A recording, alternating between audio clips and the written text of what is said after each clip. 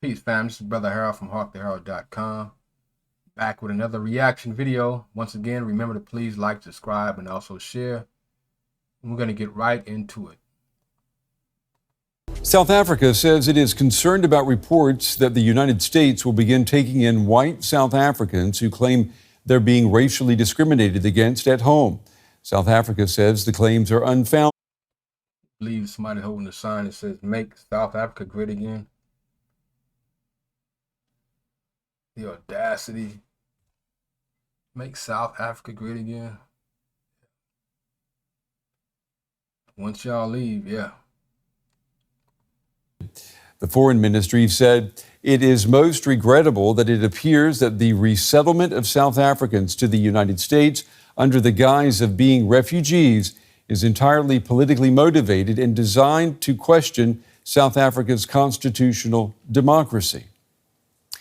Relations between the two countries have been deteriorating since U.S. President Donald Trump returned to the White House with his powerful South African-born advisor Elon Musk. In February, Trump accused South Africa of confiscating land, echoing comments that Musk has made about alleged racial discrimination in his homeland. Earlier this year, hundreds of white South Africans rallied outside the U.S. Embassy in Pretoria to show their support for Trump and his decision to cut aid to South Africa's government. Now, under South Africa's apartheid system, which was in place until 1994, the minority white population oppressed the majority black population, who were treated as second-class citizens.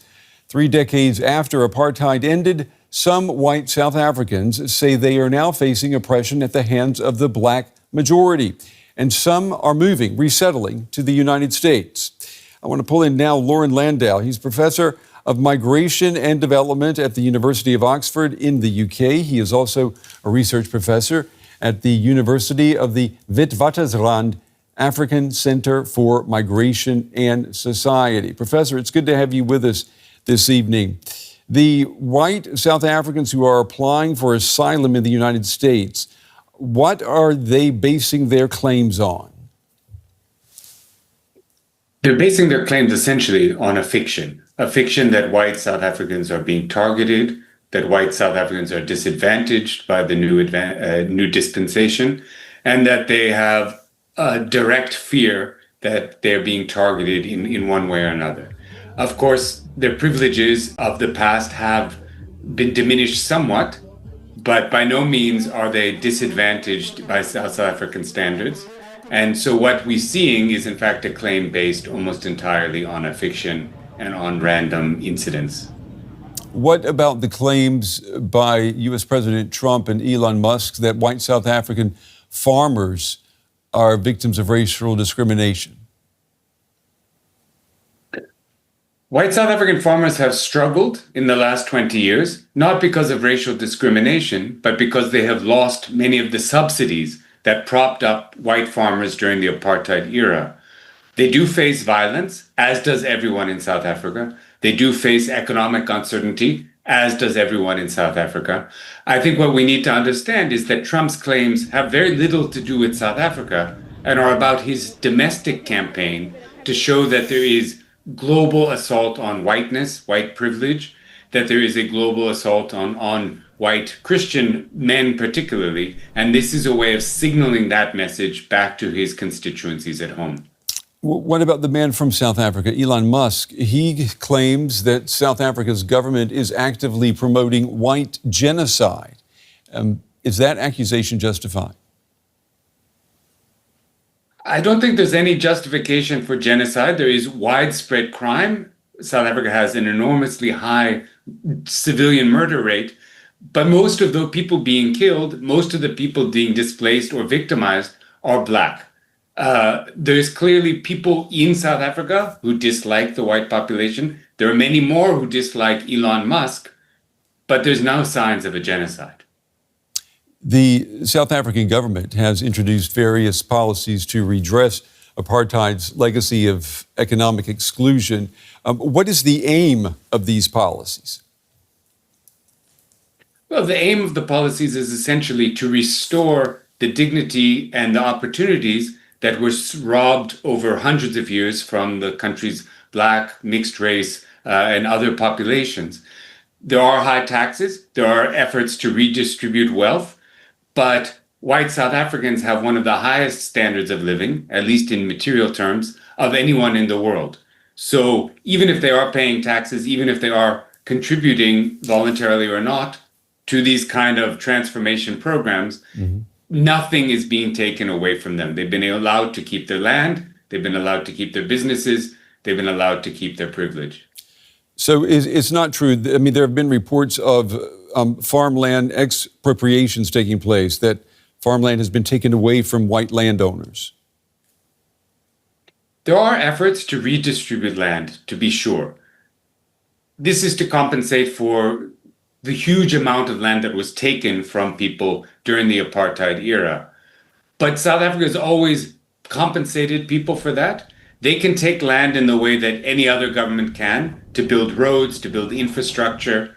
But there's been no effort, and the new laws are very clear on this effort, in this regard, to take land without compensation.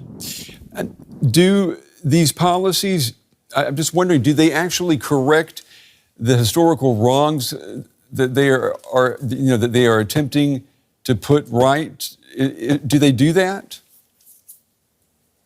Well, I think many people would say that these laws do not go far enough. There is actually some domestic support for taking land and redistributing it.